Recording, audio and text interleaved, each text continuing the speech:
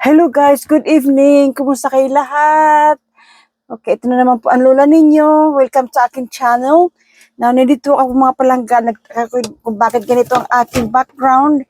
No? Nandito kami palangga sa truck namin. Yung aming work truck. Dito kami matulog sa job site. Kami guys is karpintero kami. Samahan niyo ako sa aming first day sa aming job bukas. Pero ngayon dito kami sa truck matulog. Dito kami ngayon mag-stay sa job site. So, ganito po ang trabaho ng lola ninyo. Dito kami sa truck. Ngayon. Okay. So, ang trabaho namin mga palangga ay gumagawa kami ng frame ng bahay. No? Kasi dito sa Australia mga palangga, ang kanilang bahay is double wall kasi nga malamig. Malamig ngayon mga palangga dahil nga sa winter kami. Nandito kami sa loob ng truck. Pero meron naman kaming heater. Ayan, meron kaming heater, meron kaming ang aming frigidaire, yung aming heater, meron kaming kettle doon if you want to sweat some coffee, meron kaming microwave. Kompleto naman po kami dito sa aming truck. Ito yung aming tulugan. Tapos kasama yung aming aso, yung aming dog, no. Kaya we're working away, guys. Now, dito kami matulog sa aming truck for tomorrow's work. Kaya, bukas, mag-start kami ng panibagong project namin. Paggawa ito mga palangga ng frame ng bahay. Ito is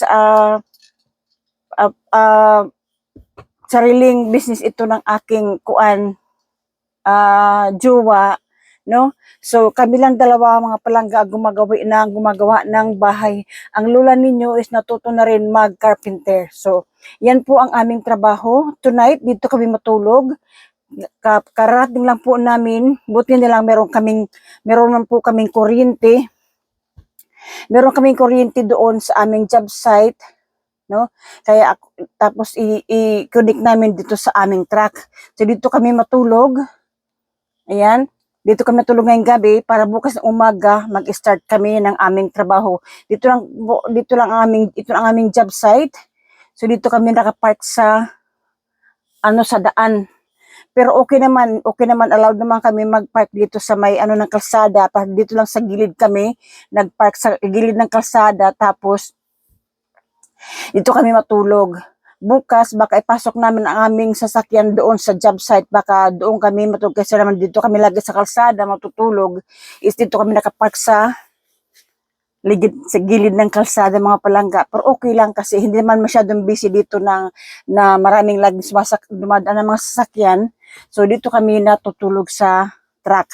So ayan mga palangga ang aming truck ng work.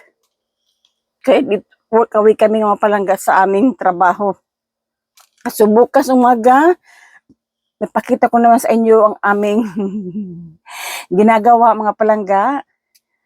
No, so yan ang trabaho ng lola ninyo.